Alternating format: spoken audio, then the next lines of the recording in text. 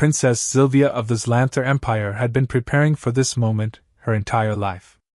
As the future queen of her advanced, hyper-intelligent species, she was no stranger to diplomacy, cultural exchanges, or intimate research. Her assignment from the High Council was clear: learn about Earth's human breeding rituals to strengthen ties with their strange, primitive species. What she didn't expect, however, was how bewilderingly complicated and hilarious the whole human mating process would turn out to be. When the glowing, metallic shuttle landed in the middle of the barren desert, Sylvia was both eager and, admittedly, a bit nervous. The last thing she expected was to be greeted by a crew of confused Earthlings in mismatched clothes, a mix of military personnel, scientists, and what looked like a very confused man in a pink flamingo costume. The man in the costume, who Sylvia later learned was called Dave, extended his hand to her. "Welcome to Earth! You ready to study human breeding?" he said with an exaggerated wink. Sylvia stared at his extended hand, baffled. Earth culture was already proving odd. Yes? She responded, still not entirely sure if this was some bizarre Earth tradition or a strange test. "I'm here for research purposes." "Breeding, how does it work?" Dave's grin widened. "Oh, honey, it's more than just biology. You've got to know about love, trust, passion, all that good stuff. Are you familiar with the concept of Netflix and chill?" Sylvia's eyes narrowed. "Netflix and chill? It's complicated," Dave said, trying to salvage the awkwardness. "But let me show you the ropes. You've come to the right place, babe." Sylvia tried not to squirm as he led her toward a modest suburban house. The phrase, "Netflix and chill," was strange to her, but she could only hope it was some sort of Earth tradition that would make her understand more about this so-called breeding. There was a lot she needed to know, especially about human attraction and how they did it. In the Zlanther Empire, breeding was handled scientifically, with precise genetic selection and clinical procedures. There was no room for romance, feelings, or embarrassment. That was a human thing. Upon entering the house, Sylvia was immediately struck by how unsophisticated Earth furniture seemed. Yet there was a strange charm to it. There was an entire collection of brightly colored objects scattered around, some of which, Sylvia quickly realized, were used for more intimate purposes. A set of plastic tubes labeled lube, an odd-looking couch adorned with what could only be described as throw pillows. Sylvia turned to Dave, still trying to grasp the full scope of what she had gotten herself into. "So, breeding," Sylvia ventured. "Where do I begin?" "Ha! That's the spirit!" Dave clapped his hands together. "All right, so let's start with the basics.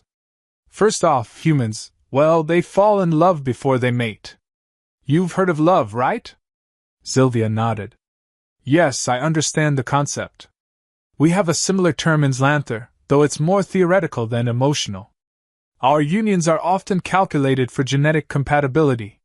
She tried to sound confident, but the idea of love felt alien to her.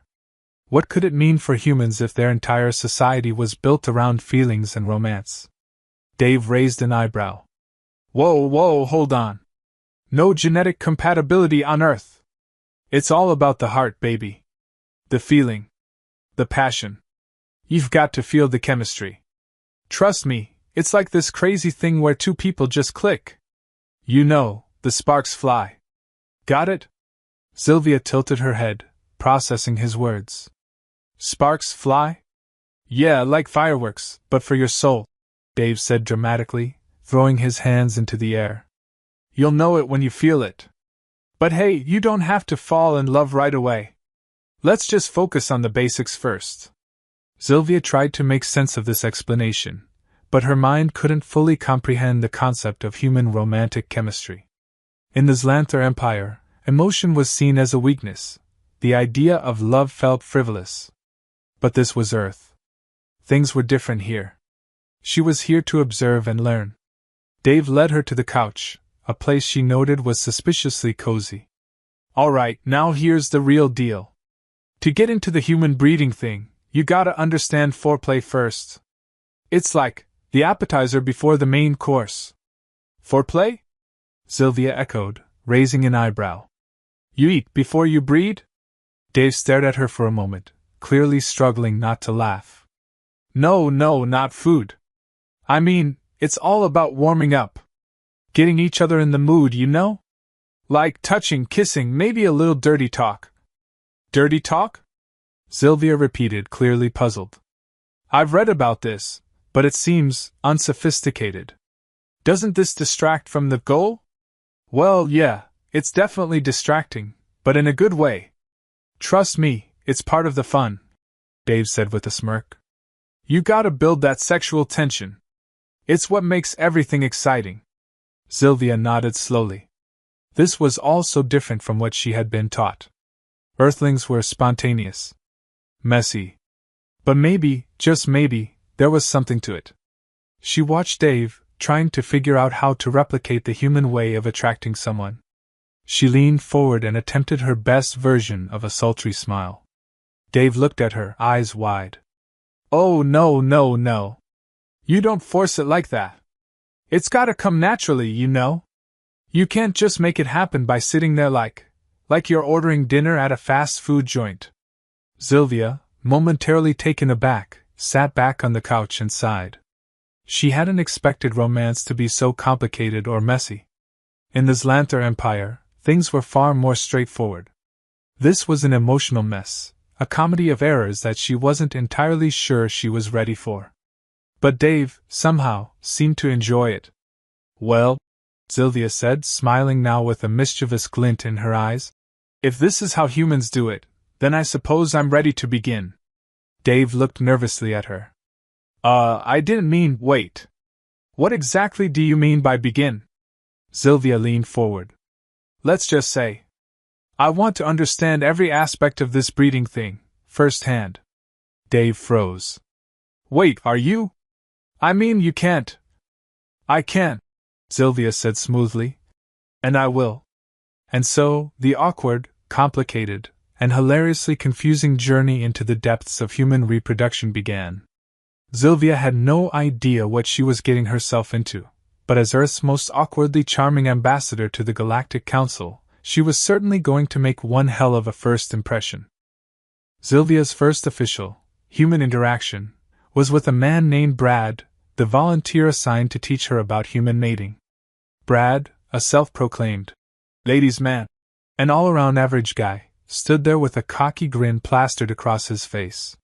His charm was almost painful to watch, and it didn't help that he'd apparently never read the briefing document detailing the Zlanther customs. Brad's entire approach to the situation seemed to be based on the fact that he was human, and therefore inherently irresistible to all alien species. His first words to Sylvia were a confident, "Well, looks like you've hit the jackpot." Sylvia, still trying to wrap her mind around the complexity of human affection, had no idea how to respond.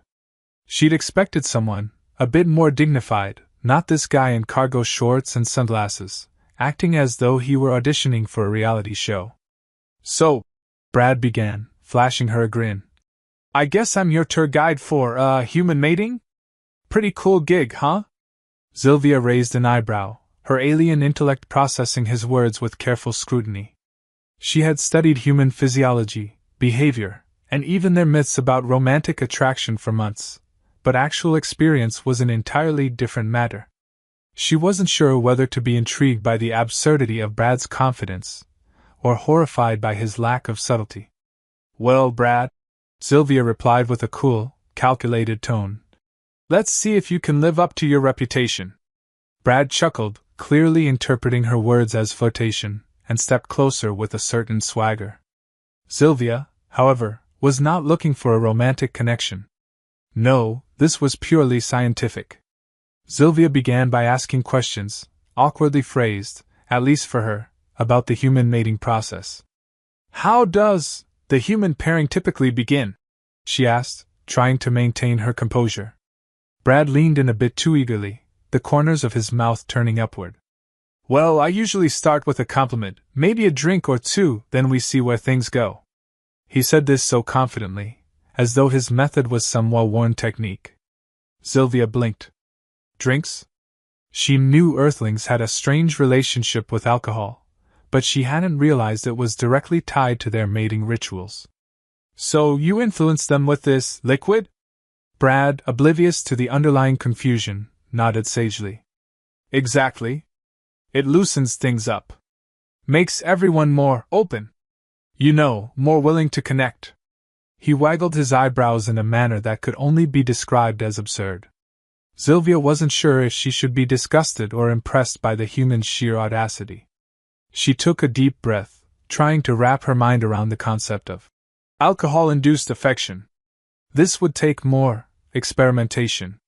As Sylvia's investigation into human courtship continued, she quickly realized how much of it was centered on superficial behavior. Words, glances, touches, everything was charged with meaning, yet none of it made sense.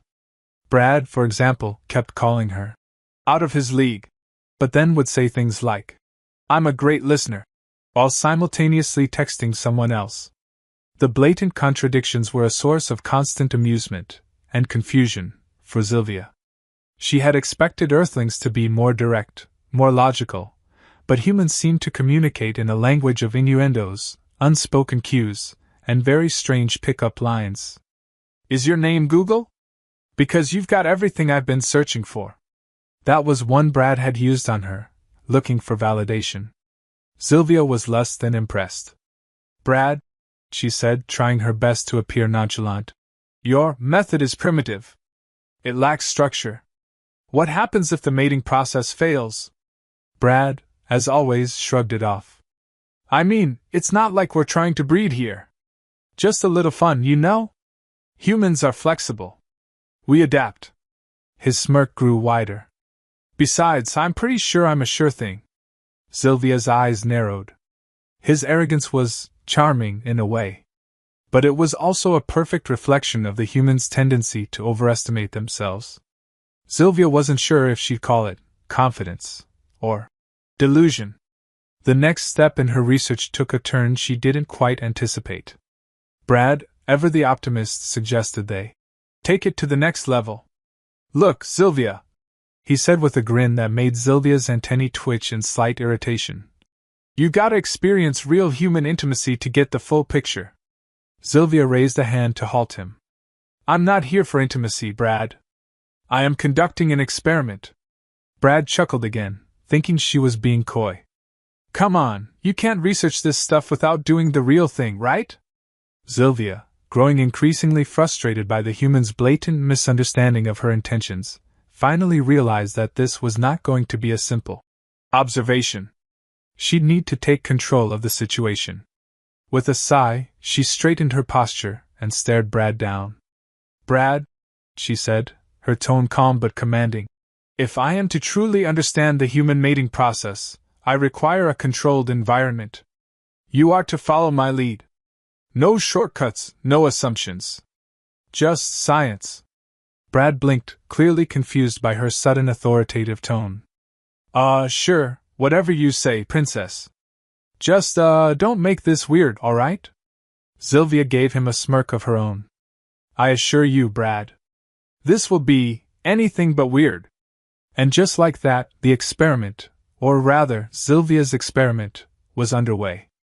But she had underestimated the degree of confusion that would arise from every single human interaction, from the innuendos to the bizarre rituals of courtship.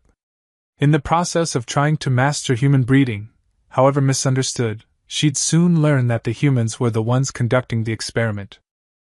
Sylvia quickly realized that Brad's approach to human courtship was less about formal gestures and more about, well, innuendo. The first evening of their so-called human bonding session was spent with Brad attempting to explain the nuances of human romance through a series of terrible pick-up lines. "I bet you're a parking ticket," he said with a half-smile. "Because you've got fine written all over you." Sylvia tilted her head in confusion. Was this a compliment? Or some form of advanced communication? Brad noticed her confused look and seized the opportunity. "I can't believe you're not swooning," he said with mock disbelief. "You're an alien princess. I'm the jackpot." "I don't swoon," Sylvia replied, still trying to wrap her mind around the whole ordeal. She had spent centuries studying alien species, mastered 12 languages, and now she was stuck trying to understand human dating? How had this become her life? The awkwardness deepened when Brad asked her about her alien practices. So, do you guys have weird mating rituals? He asked, clearly excited by the possibility. Sylvia stared at him for a moment before answering. Well, we're telepathic, and our breeding involves a collective psychic bond formed over the course of centuries. It's very complex. She watched his face fall slightly. Brad blinked. Wait, so no. Like sexy stuff? He asked, failing to mask his disappointment. Sexy stuff? Sylvia repeated. She'd been trained to understand the concepts of sex, but what was sexy stuff to humans? Was it some sort of art form? You know. Brad leaned in, lowering his voice to a conspiratorial tone. Like kissing. And other things. His eyes roamed suggestively, causing Sylvia to feel her antennae twitch involuntarily. Don't tell me you don't even kiss. Kiss? Sylvia echoed. Why would I? Come on, he interrupted. It's like the most important part of human bonding. Without the kiss, there's no romance. He chuckled, clearly impressed by his own wisdom. Sylvia, deciding that she had suffered enough of Brad's human charm, interrupted. I'll need to experience this kissing, she said, her voice steely with the weight of her mission. But first, you need to explain it. In detail. Brad paused. You want me to explain kissing? He eyed her, suddenly taking her very seriously. Okay. Well, kissing is like a form of affection. You press your lips together. But it's not just about the lips, it's about how much you feel for the person. The more you like someone, the better it feels, you know? I see, Sylvia said, now extremely interested. But how do you know if you like someone enough to kiss them? She was determined to figure this out. Brad scratched his chin. You just know?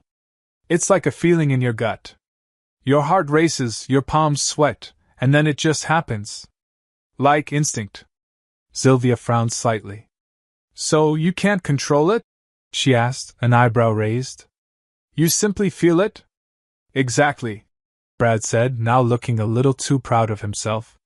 You know it's right when you can't stop thinking about the person. Interesting, Sylvia said, her mind already racing through her species' methods of reproduction. Tell me more.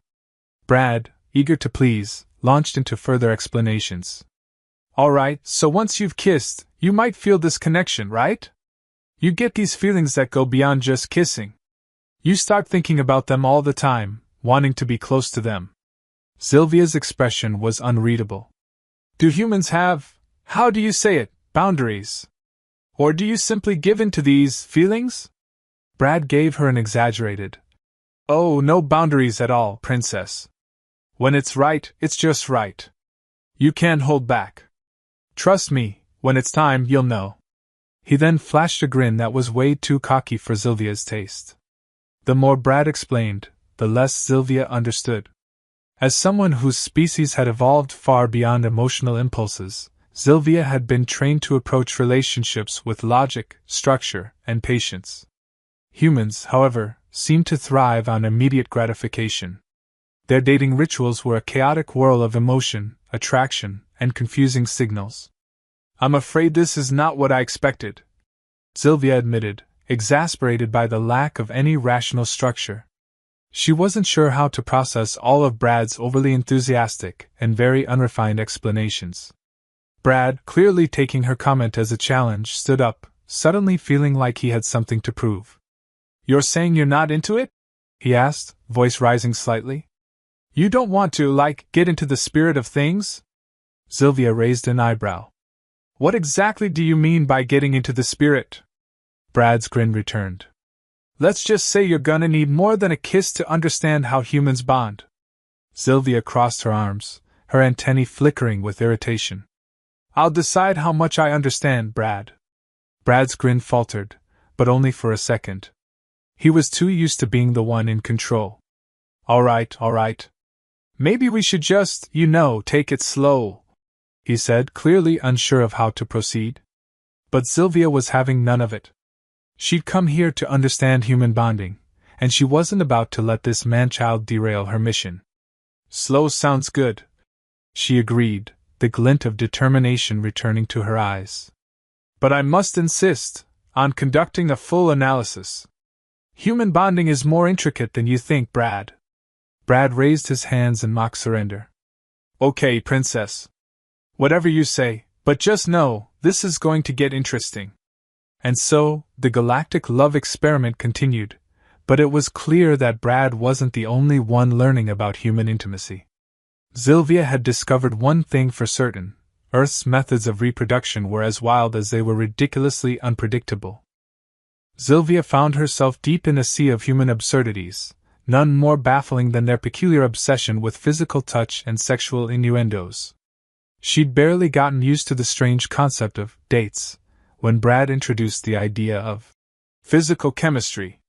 This, according to him, was the first step in understanding the complex human mating rituals. Sylvia, fully committed to completing her assignment with the thoroughness the Zlantha were known for, agreed, though she wasn't exactly sure what was about to happen. Brad decided to take the hands-on approach literally. He threw his arm around her, giving her an awkward, one-armed hug, and whispered, "You know, they say humans fall in love through touch. Want to test the theory?" Sylvia froze. She wasn't used to such physical proximity, and certainly not to the strange energy Brad radiated.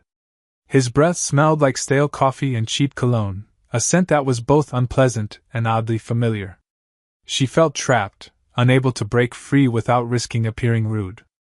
"Is this normal?" she asked. Brad, interpreting her confusion as innocence, grinned. "Oh, baby, that's just the tip of the iceberg. Wait until we get to the real stuff." He said the last part with an exaggerated wink, as if this were the most normal thing in the world. This was starting to feel less like an interspecies learning experience, and more like an awkward performance in a terrible romantic comedy. Sylvia wasn't sure if Brad was trying to impress her or if he truly had no clue what he was doing. When it came time for the next lesson, Brad led her to what he called the human bonding ritual, a combination of terrible movies, casual snacks, and a lot of whispering.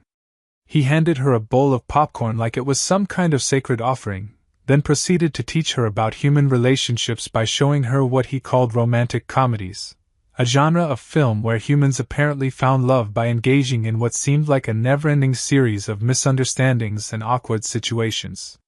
It was all so chaotic. "Watch closely," Brad said. "This is what we call a meet-cute." He paused the film on a scene where the male lead accidentally spills coffee on the female lead, causing her to glare at him in disgust. Then, to Sylvia's horror, the male lead smiled and said, "Well, at least it's not a latte." Sylvia blinked, unsure of what she had just witnessed. "That's supposed to be attractive?" Brad laughed. "You'll get it. Humans don't want things to be perfect. They want messiness, they want mistakes. They want someone who doesn't take themselves too seriously. Yet you wear sunglasses indoors," she pointed out. Brad raised an eyebrow. "Oh, that's just style. You'll get it. Trust me, you're gonna love being human." By this point, Sylvia was getting more and more frustrated with Brad's endless, meaningless flirtations. She had expected something far more dignified. A shared cultural exchange between two powerful species. Instead, she was stuck with this goofy human who seemed to think that endless casual humor and random innuendos were the key to understanding his race. But there was one thing she couldn't deny: no matter how annoying, no matter how cringe-worthy, Brad did make her laugh. And that, she found, was disconcerting. She'd never let her guard down before. But with him, the barriers seemed to fade away, slowly at first, but then with increasing ease. The more she observed him, the more she noticed how, despite all the chaos and ridiculousness, there was an undeniable charm in his confidence. And maybe, just maybe, he was right. Maybe this was how humans connected, through their flaws, through their messiness, through their willingness to laugh at themselves. The next day, Brad suggested they go outside the box, which Sylvia had learned was his euphemism for Let's go somewhere awkward and fun. Their destination? A karaoke bar. Sylvia had no idea what karaoke was, but Brad's excited tone made her skeptical of what lay ahead. As soon as they entered, it became clear that karaoke wasn't about the quality of singing. It was about having no shame whatsoever. Brad immediately grabbed the microphone, swayed his hips to a pop song, and belted out the lyrics with enough enthusiasm to make a room full of strangers cringe. Sylvia stood there, completely flummoxed by the spectacle. Your turn! Brad shouted after finishing his song, thrusting the mic toward her. Absolutely not, Sylvia replied sharply. She wasn't about to embarrass herself in front of a group of random humans, especially not after seeing Brad's ridiculous performance. But Brad wouldn't take no for an answer. Come on, just one song. You'll have a blast. You're an alien princess. You own this. At that moment, Sylvia realized she had no choice. Brad's unrelenting enthusiasm and complete disregard for social norms were both incredibly annoying and oddly endearing. So, she took the microphone from his hand, stepped up to the stage, and with the crowd staring at her, she chose the most random, offbeat song she could think of. To her surprise, the humans cheered, even though she was completely off-key and looked like she might be having an existential crisis. Brad, however, was beside himself with glee, clapping and cheering her on like she had just won a gold medal. Afterward, she was both embarrassed and oddly relieved. That wasn't as bad as I thought, she admitted. Brad slapped her on the back. Told you! Karaoke's the key to understanding human bonding. And hey, that was actually not terrible. Sylvia sighed, realizing that maybe, just maybe, she had underestimated human customs. Despite the weirdness, the chaos, and the awkwardness, there was something undeniably real about it all. And for the first time, she wondered if perhaps Brad's ridiculous charm wasn't so ridiculous after all.